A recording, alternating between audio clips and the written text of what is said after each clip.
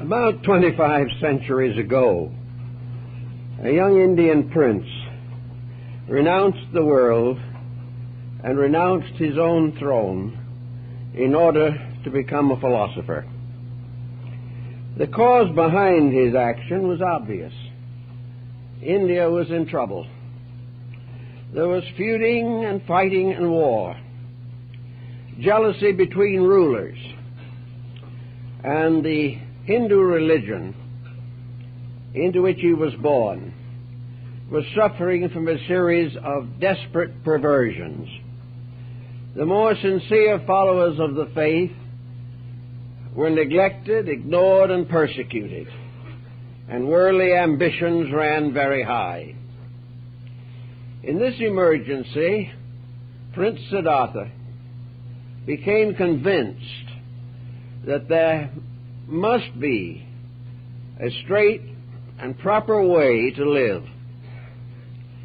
And because of the conditions we are in today, his ideas and his philosophies seem to have very special continuing interest and value to us.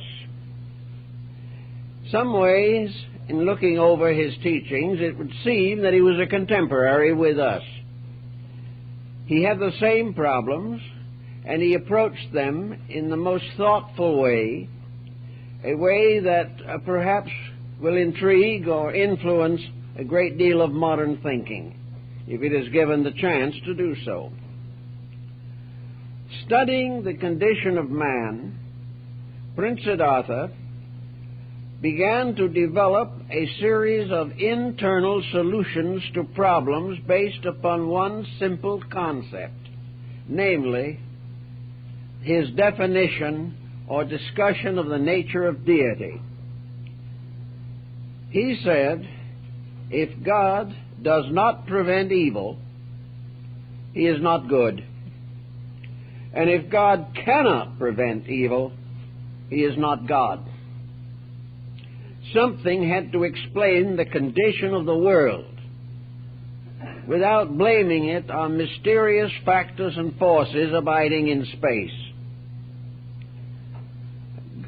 Buddha, as he became more generally known, had the concept that it was necessary for the human being to reorganize his concepts concerning life, that he must sometime face the problem of his own destiny himself, instead of leaving it to others or future ages or depending upon past times. Each person must work out his own salvation with diligence. Because of this attitude, many people of Asia and also many missionaries from the West assumed that Buddha was an atheist because he did not follow the traditional form of casting the burdens upon the Lord. He felt that it was about time for the human being to face himself. He was probably dramatically correct, but it took a long time for the world to realize what he meant. And there is still only a few who sense the magnitude of the conviction that he gave the world. To begin with, then, Buddha advanced what he called the four great truths. And these four truths, or four realities, or four facts, are the problem of the cause of suffering, the nature of suffering, the end of suffering, and the way to find the end of suffering. To Buddha, the great burden of the world was pain. Not necessarily just physical pain, but spiritual pain, moral pain, mental pain, emotional pain.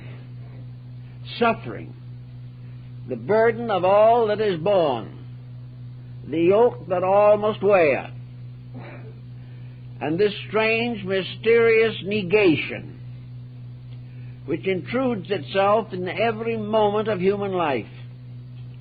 In the moment of great joy, pain is near. In the moment of success, failure is near. Why must man face suffering of some kind through the entire period of his life?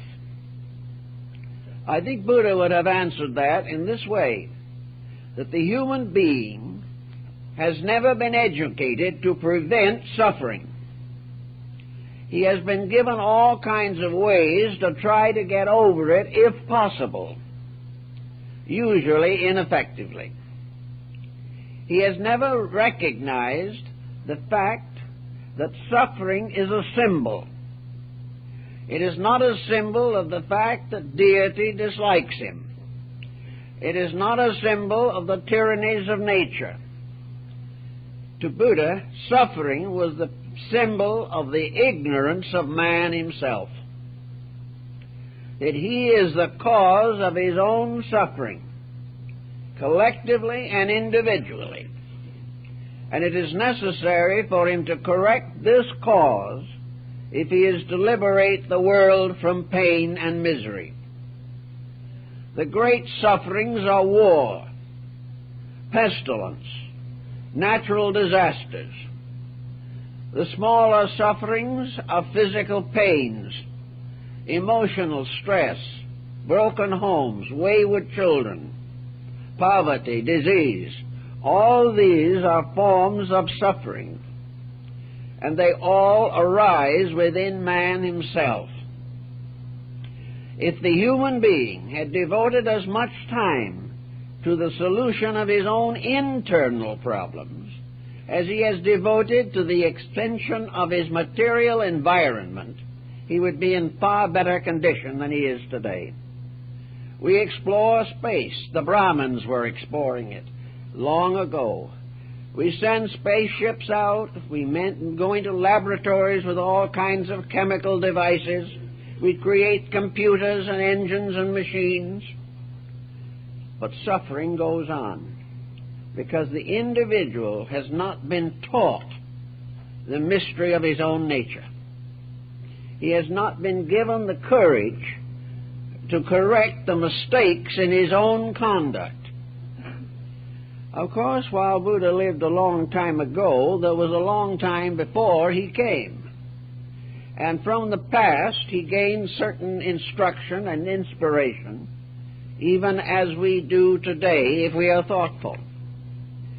He realized that conditions have gone on the simple basis that whatever happens has to happen. There may be no reason for it. A tyrant arises, it's too bad. But there has always been tyranny. Wars come, it is regrettable. But there have always been wars.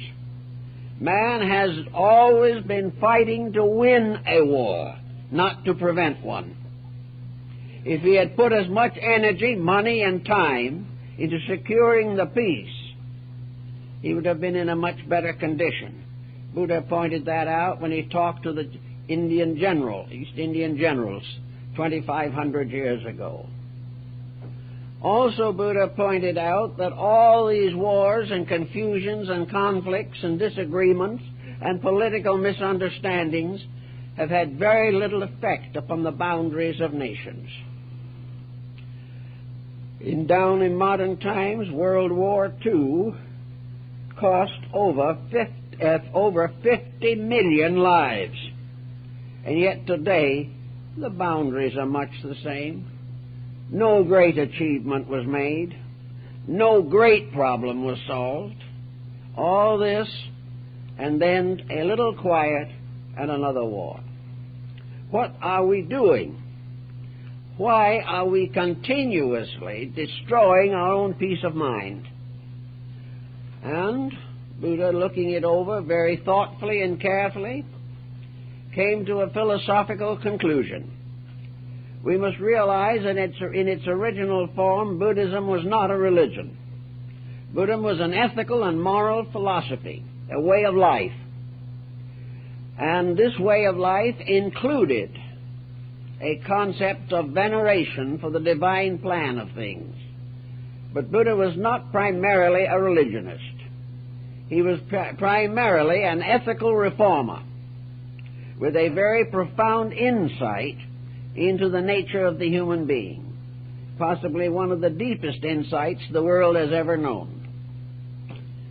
So he began his study of the problem by attempting to define the nature of suffering. What is it? He said that there are numerous causes of suffering, but all of these causes are subject to remedy. They are subject to correction before the suffering sets in. There are many, many ways in which we attempt to solve problems, but until we reach a realization of the basic facts of things, we will not solve the problems. The basic facts lie inside of each one of us. These basic facts are very powerful in the lives of some and may cause them to be very dangerous people. In others, these facts of life are simply partly present, and these persons are less dangerous and more reformable. But in every instance, the cause lies inside of the person, and from there it spreads outward, contaminating other persons. And when a whole group of contaminated individuals form the population of a nation, the nation is contaminated. Its projects are undermined, and those who are of nobler person and mind are disposed of because they interfere with the private ambition of those who have badly organized internal motive patterns. So, to begin with, suffering begins when the individual allows attitudes and appetites to interfere with common sense. Common sense, the most uncommon of the senses, has to do with the person's reaction to circumstances. There are very few persons whose actions do not result in consequences which these persons do see, do face, do know about, but do not correct. Therefore, in the beginning of suffering is an unreasonable, impractical, unenlightened relationship with the world around us and with the life within us. It has been there always. Some say it is due to ignorance. Now, there are two kinds of ignorance: simple ignorance and complex ignorance. Simple ignorance is the ignorance of the savage and the child. Complex ignorance is far more difficult to work with.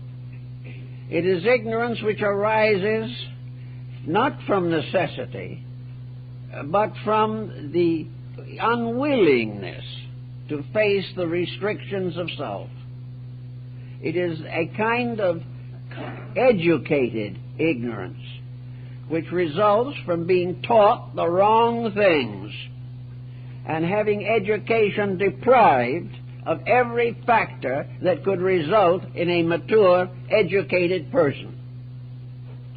Now, we must remember that 2,000 years ago in India, we did not have the situation that we have there now. The great University of Nalanda was one of the highest educational structures on earth, with a student body of over 25,000 and over 1,000 professors. And in the University of Nalanda, Christianity was taught as comparative religion. Things happened. The ancient world of classical Asia was destroyed. Wars and pestilences, most of them due to the abuse of natural resources, came in, decimated and depleted the people. But it was not necessary that this should happen. It was necessary to face up to these problems rather than to allow them to accumulate forever. Now, we all know, and Buddha knew, that reforming other people is probably the world's most unrewarding effort. Also a very dangerous one. But to start by improving our own natures is very important, because one of the principles of Indian philosophy, both Hindu and Buddhist, is that the individual, being a transient being, having only a few years in this world, should be more concerned with following and obeying nature than he is adjusting to human society. It is good to be adjusted, but the individual who compromises his principles in order to achieve a measure of success here is making a mistake, because he is not going to be here long enough for his measure of success to be meaningful, and he is going to depart from here with a bad burden of unfinished business. Actually, therefore, the problem sums up in a very simple way. How is the person going to understand first the nature of suffering?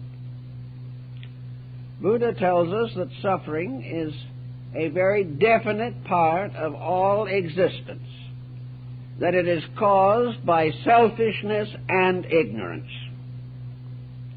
Now, selfishness is injuring yourself or others for gain. Ignorance is being instructed wrongly or not receiving the educational advantages that have descended to us from the past. Now, the educational advantages of the past are not necessarily carefully recorded in our educational institutions. When it comes to knowing the wisdom of the past, history is better than education, because history shows us our mistakes, and education tries to prove to us that that which was a mistake was not a mistake. That the real success is to keep on making the same mistakes, but making them with greater scientific assistance.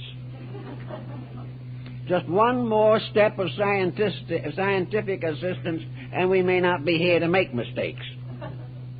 We have not learned. So Buddha says the beginning of suffering is ignorance and selfishness. Ignorance, being improperly educated, not being taught what is true, being prepared to build a career around selfishness. So that the combination of education inspiring selfishness results in suffering. Suffering is wherever we use natural resources unwisely or without consideration for the common good. Selfishness causes us to try to monopolize resources. Such monopoly may make a few dollars in profit, but ends in suffering. The individual who tries to exploit his neighbor gains a little profit, but in the end contributes to suffering. Every action which is contrary to integrity causes suffering on the person who commits it and on others. Now, Buddha pointed out, however, one redeeming point in this, that while our mistakes bring suffering to ourselves, it does not necessarily follow that others will be injured.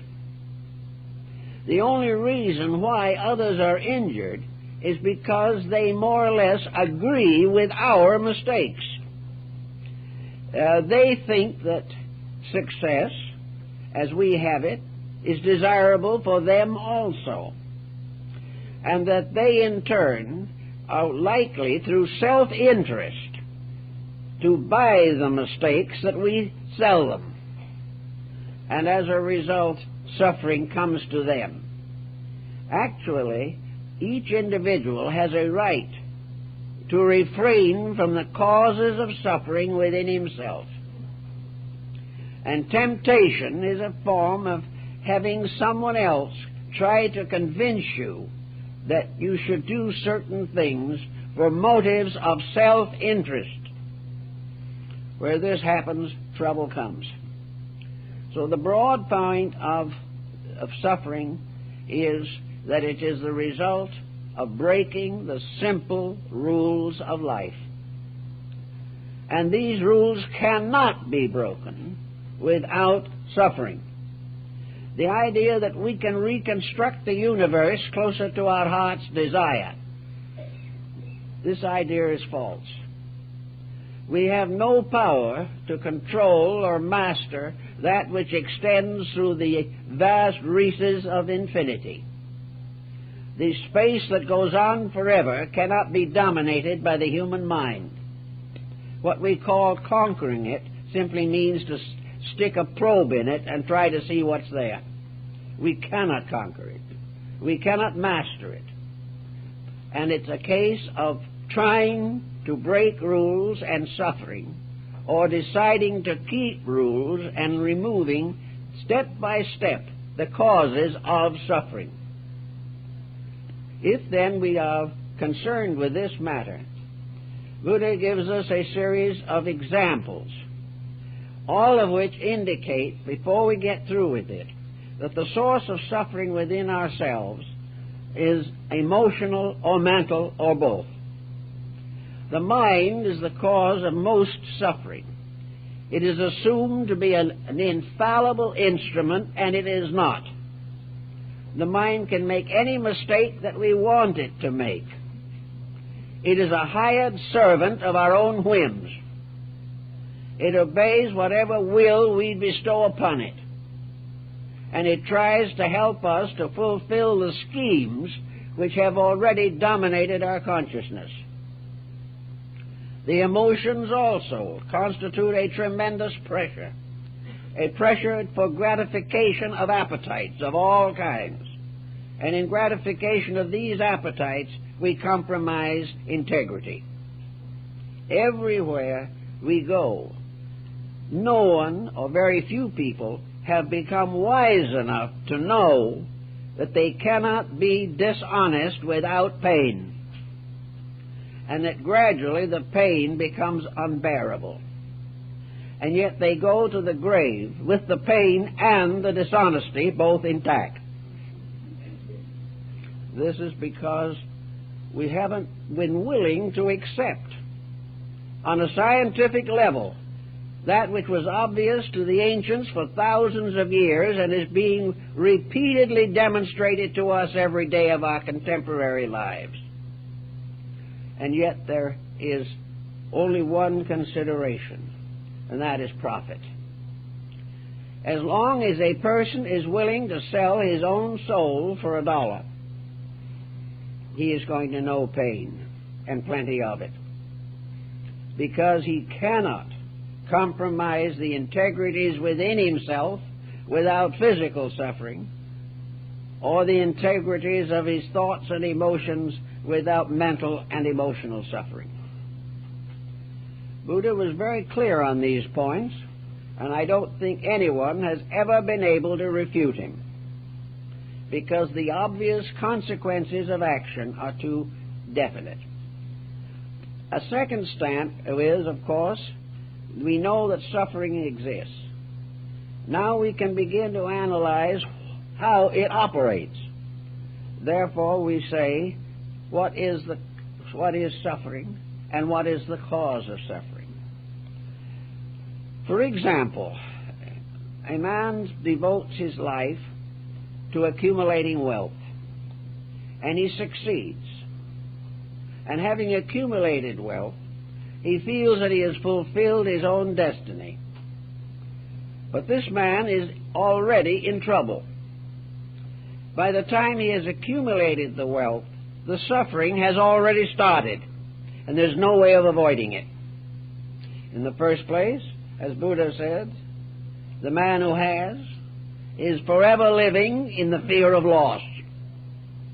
Someone is going to take away from him that which he has, and by taking it away from him will result in great anguish of nature for him, for the reason that he has put his happiness in his pocketbook. who steals that makes him a beggar indeed. Now the other man, faced with the problem of money, doesn't succeed in accumulating the fortune. So he is miserable because he has not the money. The man who has it is afraid of losing it. The man who has not got it is miserable because he can't get it.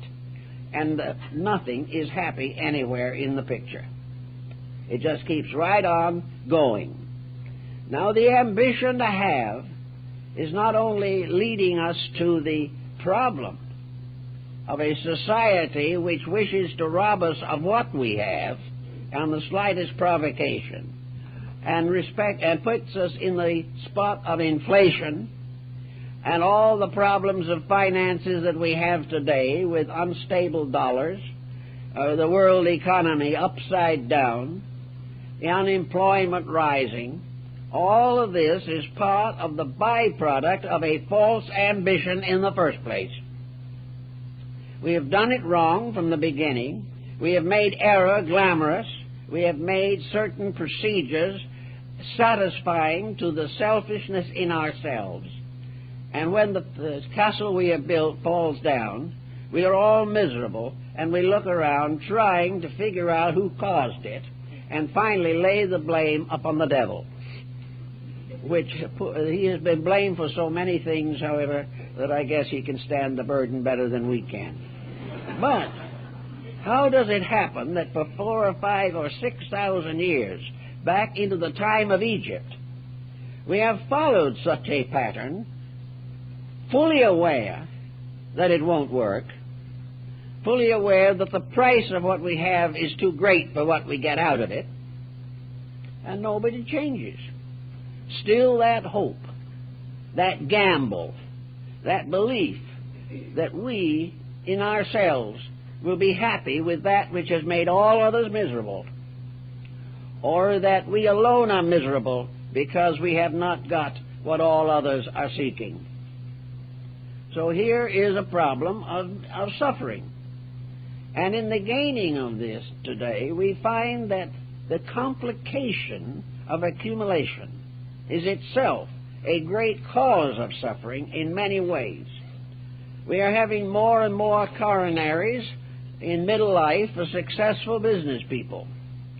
The constant struggle to accumulate, the constant effort to outwit the competitor, these are working a terrible hazard upon our healths, upon our dispositions, and upon all the personal values of living. They are impoverishing our lives, damaging our homes, and wrecking our bodies. And yet it's all in the great cause. We want to be, if possible, the richest man in the family graveyard. This is our great joy. Buddha also points out that if we worked like this for a whole lifetime, getting it, and we finally do get it, and it's cost us everything else beside that which we determined to get, then in the midst of all this, we wrap the curtains of our couch about us and lie down and die. We don't even live long enough to enjoy a part of what we have done. We have sacrificed life and never lived to make the sacrifice worthwhile. If we were going to live 500 years with the wealth, it might seem more useful or more reasonable to do things. But in the midst of accumulation, we drop down and out. And all that we have worked for with a lifetime, from the beginning of our schooling to the day of our death, is left behind. Why then should we make this world miserable and ourselves miserable to get something that we cannot live long enough to use? And if we do not use it, we leave it to others who haven't earned it, who either lose it or abuse it. And their story I've told of the old Roman who, after he was dead, used to sit as a ghost in his house and watch his children squander his funds. It would be a very unhappy experience, but it is the only experience. no matter what we leave behind, someone will ultimately abuse it, even if we leave it to an institution. The institution will change in the course of time. There is no solution. So we are following a will-o'-the-wisp, and in the sense of accumulation, we have gradually built up a world of competition leading to war, crime, and all kinds of misdemeanors, and we have to sit in the midst of this. The thief has to be afraid that he will be robbed in turn. There is no safety in anything. Yet the world keeps right on going. Our great codes do not correct the situation. Our great universities do not help young people to find out what is valuable and necessary. No one is interested in the ingredients of natural and simple happiness. Everyone wants gain and profit and thinks of happiness in terms of accumulations rather than in terms of internal maturity. So Buddha was pretty much right in assuming that we, somewhere in the remote time of things, headed civilization in the wrong direction.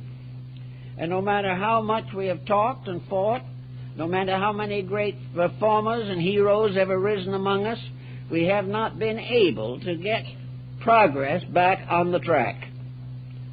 It is as though we had built a Grand Canyon of the Colorado, starting as a little dribble of water in the wrong direction, and now hopelessly locked within a canyon more than a mile deep.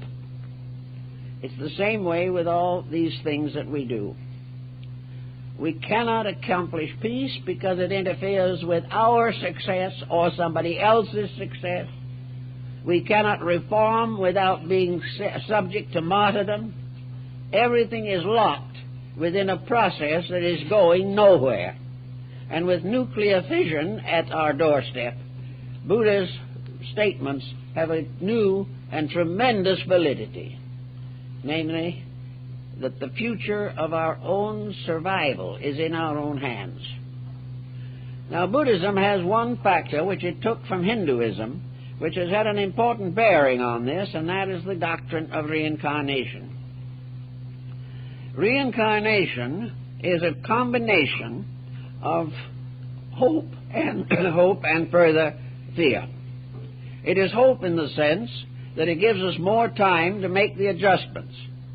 But it also carries the factor of fear because it has the law of consequence locked in it. Namely, that as we have lived and as we have earned, so it will be paid. Therefore, we are all under a certain responsibility for the outcome of conduct. The immediate karmic reaction of most mistakes is right here in this world, where we see these mistakes bringing suffering. But there are long-range mistakes that do not solve themselves so easily. And the most important of these is our own human character. We can leave behind, for a while at least, some of the consequences of our unthoughtful conduct. But we must take the imperfection of our own natures with us and be prepared to come back and do it again, unless the enlightenment and change of realization occurs within ourselves. So Buddha sets out the pattern that each individual is capable of an adjustment that will last forever, an improvement which will add to the eternal growth of his own nature. Suffering does not produce growth directly. Suffering is growing the hard way. Suffering is the individual learning from his mistakes. But there is a direct way of growth in which the individual can learn from having done things well. And this form of growth is painless. The reward of right action is just as real and powerful as the penalty for wrong action. Each person has to work this out in his own nature. So in every way, Buddha ties up the difficulties of our time. Indigestion has something to do with international relationships. The probability that the person is going to have a coronary is due to conditions in which society, being benighted, impels him to follow a wrong example. There seems to be nothing short of a universal reformation that can change this. But Buddha also realized that the talk of universal reformation is a difficult conversation. It has too much in it. Therefore, the person, having only control of himself, must work first upon himself and try to liberate himself from that which is abnormal and unnatural. He also makes a very interesting observation, directly or indirectly through his ahats, namely that actually so few people are interested really in growth that there is not much competition in that field. No one is going to blame us if we take away from them nothing that they value. And yet in growing, we all grow and add up a great treasure of growth without anyone else in the world being poorer. Growth is the one great asset that is non-competitive.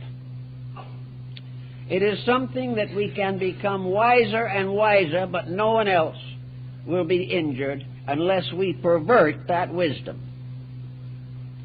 So there is really no one who is going to really stand in our way and hate us simply because we try to be better. Of course, we have to be a little careful about it, because we mustn't tell them our intention. If we go around telling people that we're trying to be better, we will either be ridiculed or persecuted. But if in our conduct we are better, they will all benefit from it also. So there is very little danger to those who live well, but there is great danger to those who talk about living well. If we do it ourselves, there is a very good way of meeting the problem. So we then come to the last and most important step in Buddha's doctrine, the noble truth of the path that leads to the end of suffering. This is the reason for the rise of the Sangha, as it was called in Buddhism, or the fellowship, the assembly of the devout. This was a group of persons who were determined in themselves to live well. Buddhism has never produced any form of religious hierarchy that is comparable to other religions. It does not tell the individual that he must obey certain other persons, or that there is a vast structure that he must not vary from. The Buddhist Sangha is an assembly of persons who are determined in their own lives and in their daily actions to educate themselves in value, that they will really do the things that are necessary to bring security to themselves and improve the general state of human existence. Now, the noble truth of the path that leads to the end of suffering is the gradual transformation, reclamation, and adjustment of the mental, emotional complex within the individual. Unless we rectify the individual in his own life, we cannot bring an end to suffering. No one can make another person good, but each person can become good in his own right if he so desires. He can gradually weed out those dangerous attitudes and habits which contribute to suffering. He can do all kinds of small things every day to rescue his point of awareness from the wrong objectives. he can begin to think in terms of the Socratic moderation, for example. He will learn gradually that moderation in living in this world minimizes suffering, that immoderation maximizes it. The individual who lives the simple life makes fewer mistakes. The person who complicates his life with ulterior motives makes many mistakes. Therefore, in the Buddhist philosophy, simplicity is the key to the good life. Simplicity is the individual who is not as much concerned over what he has as he is over what he is as a human being. If value comes first, the value is in himself. There is not enough wealth in all the world to prevent misery. No individual can have so much of anything that he is free from danger and free from suffering. Today, if he has very much, he is going to be subject to mugging and burglarizing. The whole world is trying to tell him something, trying to tell him that his objectives are wrong and that these objectives are contributing to the creation of crime in society. So Buddha talked about the simple way, the Noble Eightfold Path, which leads to the perfection of all things in the law of life. This path is moderation in all appetites and the gradual simplifying of ambitions and their transformation into aspirations. The individual dreaming about being more in terms of value rather than having more. The most that the individual can ever possess in this world is himself. All other things are intangible. And he can only take with him what he is. What he has remains for others to waste. The more simple his life, the more likely he is to move quietly along the path of years, and will free his mind and his heart for those labors which are profitable in terms of growth.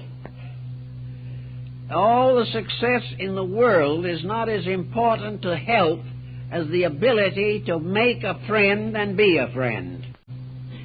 Friendship is a greater treasure than can ever be put in a bank balance. But we do not realize this, and we have great trouble because of the banks and because of the system and because that's the way it's done. But how it happens that we have built a great system all over this world, drawing in not only the more powerful nations, but the unfolding and growing nations, to become part of a fatal situation in which there is no consideration for value. Everything is in terms of profit. And every bit of profit today is measured in terms of loss. So we are not getting there. Now, that somebody 2,500 years ago should point out why we're not getting there now is very interesting, especially as it is not directly involved with preachment as we know it.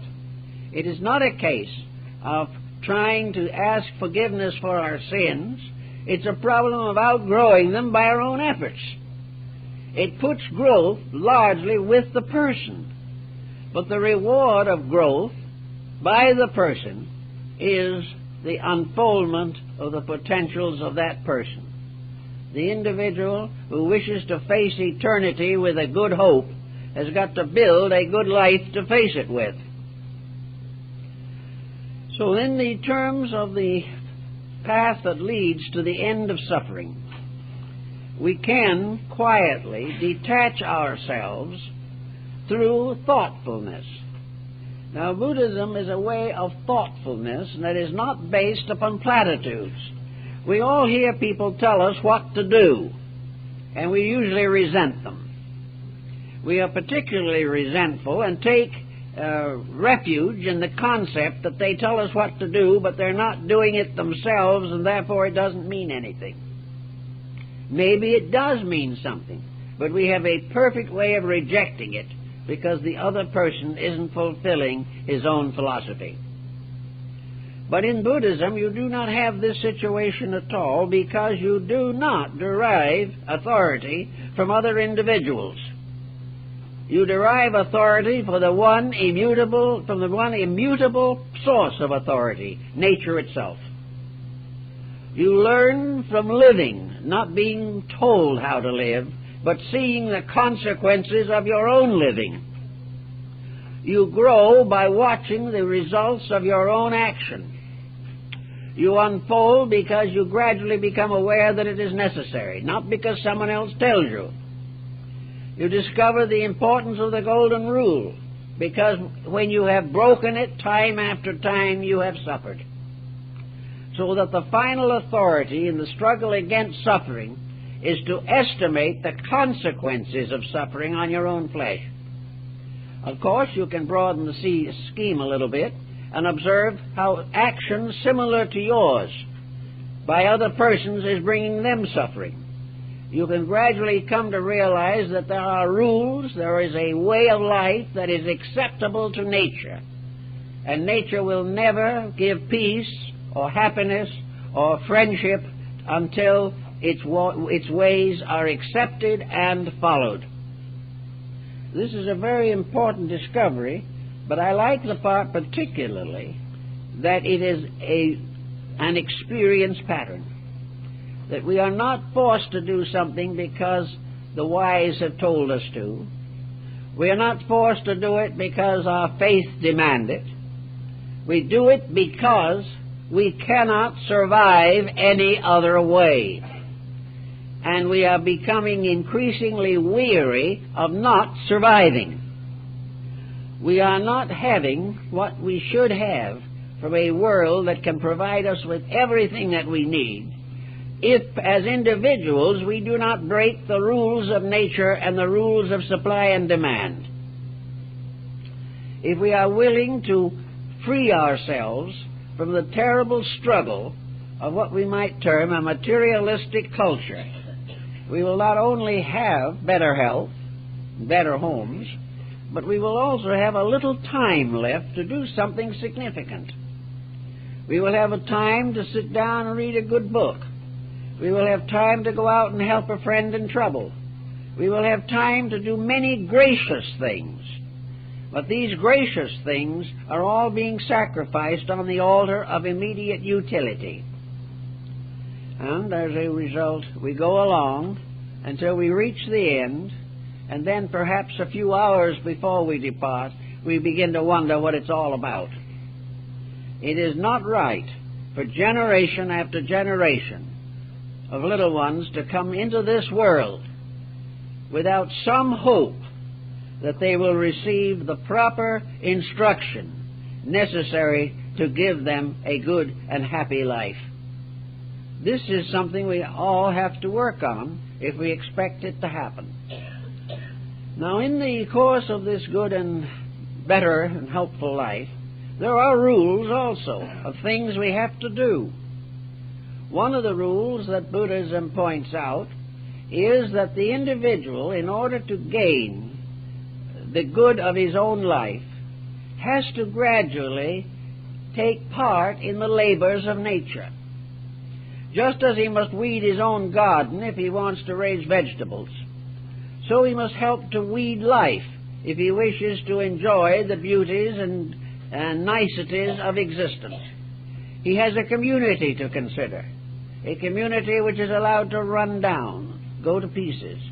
He has a way of environment in neighborhood and in family and in friends, in which he can create gradually a greater amount of beauty, faith, insight, understanding, and security.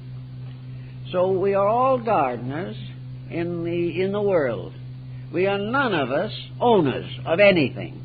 Buddha points that out very clearly in his thinking. We are not owners.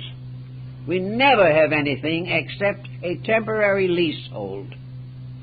We are permitted to have things, but we cannot possess them. And now Buddha brings out the problem of wealth. He was not one of those who thinks we should take everything we have and distribute it among the poor. He said, this is not right because this is not the way nature does it. Nature distributes nothing but gives the individual the right to earn anything he wants. It is not to be bountiful that counts. And Buddha said, remember that it isn't the money. Money isn't anything except a medium of exchange. It isn't good. It isn't bad. It is no more significant in itself than a pebble on the beach or a shell in the ocean. It is not what you have. It is what you do with what you have. It's the attitude of possession. If you begin to think of wealth and money as possession, yours, to do with as you please, then gradually money becomes a curse. It becomes more and more of a curse when we give it an authority over life which it never is entitled to. Croesus in antiquity was said to have been the richest man who ever lived. And one day he showed his treasure house to a philosopher. And the philosopher said to him, Croesus, all that gold can be taken from you by a man with more iron. And it so happened. It is always the fact that wealth in itself is a great danger because it increases cupidities and contributes to conflict everywhere. If we had the concept within ourselves that Buddhism teaches, that wealth is something that at best is loaned to us. It is something that for a little time we are able to administer, but that in the administration of it, justice must be the first consideration. Justice with mercy, with love, with insight, and with unselfish understanding. Properly administered, wealth becomes a form of positive growth because it shows that the individual has transcended himself. But wealth dedicated to the advancement of individual projects at the cost of the common good is a sin and will lead to an inevitable accumulation of crimes. So it is not what we have, but what we do with it that determines whether we have peace or we have suffering. Every step of the way, there is a right use that brings peace. In every field of endeavor, there is a wrong use that ends in suffering. And we can't really solve this thing until we begin to estimate the universe in larger terms. Like Christianity, Buddhism had no cosmogony. Originally, Buddhism did not discuss the nature of the infinite or the vast concatenations of worlds. These concepts were in the keeping of the Brahmins, who were the great scientists of Asia. But gradually, with the passing of time, Buddhism divided into two great schools. One of which, the Theravada, or the school, we might say, of strict observances, moved southward in Asia and has its great centers in Thailand and in Lanka and these areas. The other system, the Mahayana, went northward into Tibet and China and finally into Japan and Korea. In this school, cosmogony is introduced from the Hindu, and the days of creation for the Mahayana school are measured much in the same way that the Christianity measures creation from the book of Genesis. It was the background for a vast concept of life. Add to the Brahmins reincarnation, which they already taught, and karma. Add to that also the mathematical exactness of their calculations of the great cycles of space. Then add to that the law that we find in Buddhism of eternal progress towards infinite at-one-ment with reality. And you have a universe in which no one can afford to be selfish. The individual who, being a materialist, feels that when he passes from here, no one is going to care, and he is no longer going to know that he ever existed. This seems to be one end of suffering, oblivion. But to work as hard as he does, and use the faculties that he possesses, and bearing witness to a tremendous evolutionary background which has brought him to the present condition, and then assume that he is exterminated, is something the Eastern mind has a great deal of difficulty with. It cannot accept the idea that all this great growth, this tremendous pageantry of evolving life, not only here but in the evolution of stars and suns and galaxies, that all this means nothing, that has no purpose, no reality, and that everything is going to begin and end in the form of cosmic dust. They cannot accept this. So the philosophical systems and nations have always assumed that there is survival, and that survival is subject to certain penalties. In some religions, those who have been naughty, when they leave here, roast in perdition for an unlimited period of time. This concept has lost interest for most people. It is no longer believed. And even in the old days, where the beginnings of the belief can be traced, it was intended as symbolical. It was not intended to indicate a literal place. The individual is not intended to roast in perdition, but he must have a kind of purgatory which is perhaps even more painful in the long run. He must live with himself. He must face the consequences of his own conduct. He must become aware of the misery he has caused. He must realize also how he has frustrated his own growth, how he has destroyed a valuable experience pattern which should have made him a better person. Instead of that, has left him sorrier than before.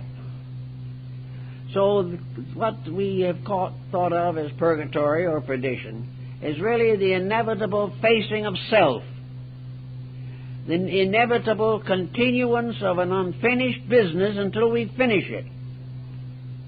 Plato pointed out that there could never be a perdition worse than here, that right here in this world is hell, and that all of us are come back to it until we learn to be better.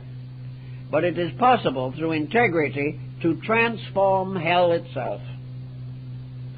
It is only bad because it is a place where we are required to face the consequences of our own conduct. As our own conduct changes, as our own consequences are regenerated, this world can be what it was intended to be.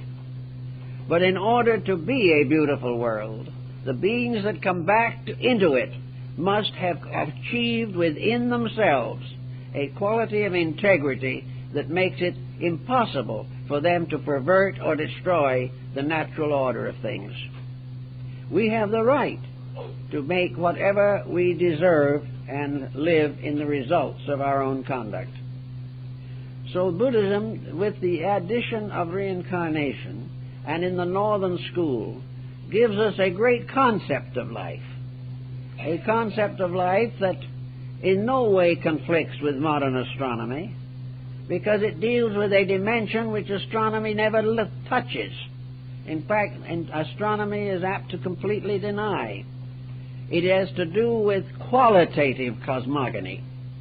It has to do with the universe as experience, the universe as wisdom, as love, of strength and of beauty. It is a universe that science cannot touch, but to which it could also elevate itself if it so desired. There's no reason why the scientist could not be a great mystic or a great spiritual leader, because both the material and the spiritual are locked within himself. He is that which he has released at the present time. That which is yet to be released can cause him also to be not only a scientist, but a saint. if he wants to be. So everywhere in this world there is this constant struggle to get hold of the values by means of which we can escape the tyrannies of circumstance. Also in this same thought, knowing the mind, as the Bhagavad Gita says, and no doubt Buddha read that in his own day, the mind is the slayer of the real. The mind is very largely responsible for the trouble. It is not responsible because it is bad. There's nothing bad about a mind. But a mind misused, it can be the most dangerous thing in all the world. A mind that is not refined and regenerated by love and friendship is completely a despot, a tyrant. And it leads the owner of that mind to destruction in almost every instance. There is nothing that adds more to the suffering of the individual than the misuse of his own mind. To recover from this misuse does not mean that the individual should cease to think, but he should begin to think in terms of value. He should think with the universe instead of against it. He should think of those things necessary to the common good and not those things which destroy the common good. The mind can be a magnificent and beautiful instrument. It can also be a terrible thing. And in the illumination of Buddha under the Bodhi tree, it is said that there was a kind of an atomic fission, a tremendous explosion of energy, of mind within him. It was the mind that became the universal energy and overcame the personal. Universal mind, more or less, was given the right to manifest through him. He gave it that right himself. Buddha never claimed to be an avatar, never claimed to be a god, never claimed to be an agent of God. Buddha never claimed to be anything but a simple human being who, looking around and seeing what was happening, thought something ought to be done about it.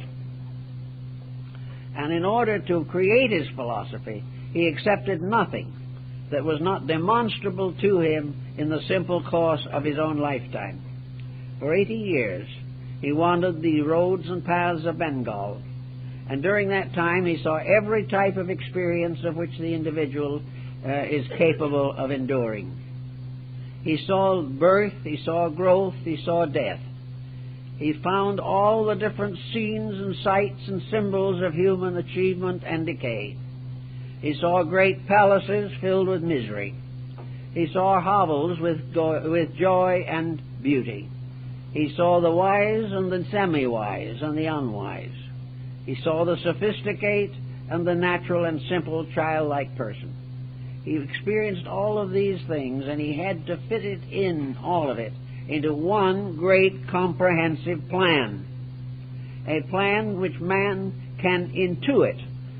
A plan which man may not fully understand, but one thing he can understand. Namely, he knows when he breaks it. He knows when he does wrong. And from constantly learning what is wrong, he must ultimately gain the inner vision to know what is right. And he knows that what is right is harmless, that what is right protects every part of the person. And those who followed in his path, his arhats and their disciples, gradually reduced the power of pain and misery in themselves. There is a painting in the back of the lecture hall here on the nirvana of the Buddha, a Japanese rendering of an ancient Chinese painting. Here the master is lying on a couch of death surrounded by his disciples. The disciples are all sad, looking greatly deprived, except Ananda. Ananda is looking up through the sorrow of the others, smiling beautifully. Ananda knows the truth. And in that in itself we have the mystery of the loss of suffering due to the sense of loss. Ananda knew the truth about the passing of the Master. Therefore, he did not suffer. Buddha knew the mystery of all things that change, and therefore the transition is to be met in peace and understanding and charity and insight and kindness and forgiveness. He also taught that every grudge can be likened to a psychological germ bringing sickness to those who hold it. Every prejudice, every unreasonable attitude, any pressureful or extreme attitude, even one of a highly spiritual nature, must be carefully examined. Where the person loses his inner poise and expresses an emotion or an attitude that is excessive, there is too much pressure. And what is pressure? Pressure is a cause of suffering. Wherever there is pressure, there will be suffering. Now, nature has provided man with a certain equipment to protect him from suffering. He has resources within the endocrine system, particularly in the suprarenals, which enable him to meet a stressful situation with poise and dignity. But if this stress goes on year by year and he never controls himself, the resources of the body are exhausted and it begins to fail under an abuse of attitudes. Man can destroy his own body by abusing with his attitudes that body. So everywhere the individual must learn to reduce stress. I have noticed in talking with people that nearly always they get excited when they're wrong. They become more pressureful. They do not realize this, but they become defensive. If they are right, it needs no defense. The Buddhist philosophy says if you're right, you don't have to defend. If you're wrong, you can't defend. Therefore, keep quiet and behave yourself. This is very useful. It saves energy. And it would probably add from 5 to 10 years to every person's life in a comparatively healthy condition if he would stop abusing his own attitudes. If he would prevent himself from hating, disliking, grudging. If he would stop blaming this and blaming that and settle down to being what he ought to be, his health would improve and would be possible, very likely, to balance the national budget on this point alone. Because think how much we could save in welfare and Medicare and old age pensions if people were happy, busy, and productive to the end of life. It would not be the same type of world. And we are wearing out this world by simply abusing every resource there is in it. And then when we try to correct the situation, everyone hates us and organizes to maintain the corruptions. Therefore, you cannot do it that way. The only way you can do it is to recognize an over-government or an over-world that must be obeyed. In Buddhism, as Dr. Anasaki, who is an expert on Buddhist symbolic art in Japan, observed, the universe of Buddhism is not a kingdom. The universe of Buddhism is a commonwealth. Buddhism does not teach a tyranny of executive force anywhere in the universe. It is indeed a commonwealth which is created as it is created in order that it may gradually become a psychically socialized existence. The commonwealth of the world, of the universe, of cosmos, is also interpreted in the forms of a cosmotheism, namely that existence itself, this vast expanse, is all of it an expression of the divine mind. The universal thought produces it all. The universal thought is eternal and can never be wrong. The universal thought has unfolded through every form of life that is known to us. Every thought, every form is one of the temporary, passing, musings of an eternal thinker. This vast theism is absolutely organized, but it is organized not by an artificial mind forcing organization upon it. It is organized because every atom is organized in its own structure. Organization is inherent in any structure that exists in nature, from the smallest microbe to the vastest galaxy. These things do not have law and order thrust upon them by an external power. That law and order of their kind is within themselves, eternal, inevitable, unchangeable. And that law and order asks and requires and demands the fulfillment of its own purpose. And when the law and order in the living things becomes the rule of those things grow, live, and fulfill themselves. When they go against the plan is so much bigger than they are that they do not have a chance of success. They can never succeed except by obeying, not somebody else's will, but the eternal within themselves, which is properly integrated for the species to which they belong. Humanity has its own laws. It has its own rights. It has its own purposes. And these are inherent in every human being. They're in every cell of the body and in the great compound of the cells which we call the personality. All these things are moved by rules which are intended for only one purpose, to prevent suffering. If man himself continues to abuse these rules and causes suffering, then the rules still operate because they begin to point out the law and the path that leads to the end of suffering. The individual who suffers from a mistake must recover by correcting the mistake. If you have a certain physical ailment that is annoying or something, you go to your doctor and he tells you not to do this or to do that, and you will feel better.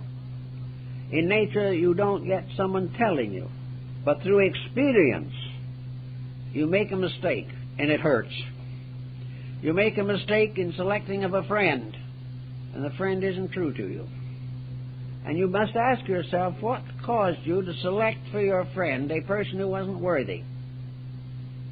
And the chances are 100 to 1. You will find that you chose that person because that person apparently was going to be serviceable to you for some purpose. That you made the friend to advantage something of your own, and therefore you were deceived. You deceived yourself by allowing your motives to blind you to your integrities. All these things have become part of a strong Buddhist philosophy of life. They are part of the way in which the doctrine has descended, and probably will, in one way or another, be absorbed into practically every culture that we know. It conspires against nothing. It is not basically a creed. It doesn't even need to be named. It is not something that was dreamed up by a person. It is merely the ability of the individual to understand his own nature and to find out how he operates by watching himself operate. He must serve apprentice to his own principles in order to learn. And when he sees that he is not getting the results that are good for him, he must change his ways. And he will find nearly always that when he realizes that he needs to change his ways, what he ought to do will become apparent to him. Nature is not a tyrant. It is a very generous and indulgent power. But it has a great project, and that project is to perfect all creation and bring it back again into harmony with an infinite eternal plan. So that in order to fulfill these purposes, each rational thing has to work out its own salvation with diligence. These were the last words of the Buddha. And we all have to live by them. Work out our own salvation, not necessarily for our own glory, but in order that we may become part of a plan that needs us.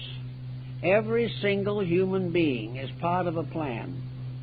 And that plan calls for the fulfillment of life in everything, the final achievement of the rectification of character in every living thing. The birds and the bees and the animals have their characters which must be rectified. Man has his character. And according to the Buddhist beliefs, the universe is full of unfolding evolutionary processes, where millions and myriads of forms of life unfolding and perfecting themselves according to the laws of existence. To discover these laws is the first labor of the wise. To live them is the first constructive relationship that we can have with eternal purposes. And if we do these things and do them correctly, our lives will be far more gentle. The only thing we have to do is gradually weed out those actions of our own which are detrimental to us and others. And by doing this, we shall come in the end to a very much better and happier relationship with ourselves and with those around us, and we can build a civilization that has a chance of enduring. Well, I guess that's all for this morning. I'd like to... Down in modern times, World War II cost over 50 million lives. And yet today, the boundaries are much the same. No great achievement was made. No great problem was solved. All this, and then a little quiet and another war. What are we doing? Why are we continuously destroying our own peace of mind? And Buddha, looking it over very thoughtfully and carefully, came to a philosophical conclusion. We must realize that in its original form, Buddhism was not a religion. Buddhism was an ethical and moral philosophy, a way of life. And this way of life included a concept of veneration for the divine plan of things. But Buddha was not primarily a religionist. He was primarily an ethical reformer with a very profound insight into the nature of the human being, possibly one of the deepest insights the world has ever known. So he began his study of the problem by attempting to define the nature of suffering. What is it? He said that there are numerous causes of suffering, but all of these causes are subject to remedy. They are subject to correction before the suffering sets in. There are many, many ways in which we attempt to solve problems, but until we reach a realization of the basic facts of things, we will not solve the problems. The basic facts lie inside of each one of us. These basic facts are very powerful in the lives of some and may cause them to be the end of suffering and the way to find the end of suffering. To Buddha, the great burden of the world was pain. Not necessarily just physical pain, but spiritual pain, moral pain, mental pain, emotional pain. Suffering, the burden of all that is born, the yoke that all must wear, and this strange, mysterious negation which intrudes itself in every moment of human life. In the moment of great joy, pain is near. In the moment of success, failure is near. Why must man face suffering of some kind through the entire period of his life? I think Buddha would have answered that in this way, that the human being has never been educated to prevent suffering. he has been given all kinds of ways to try to get over it if possible, usually ineffectively. He has never recognized the fact that suffering is a symbol. It is not a symbol of the fact that deity dislikes him. It is not a symbol of the tyrannies of nature. To Buddha, suffering was the symbol of the ignorance of man himself.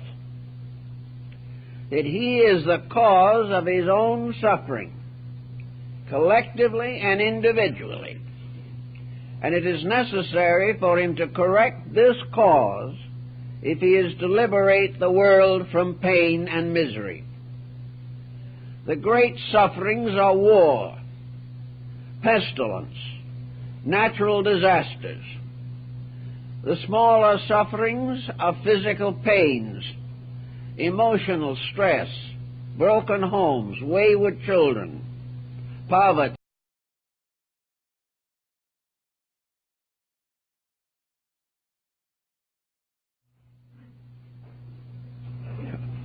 About 25 centuries ago, a young Indian prince renounced the world and renounced his own throne in order to become a philosopher.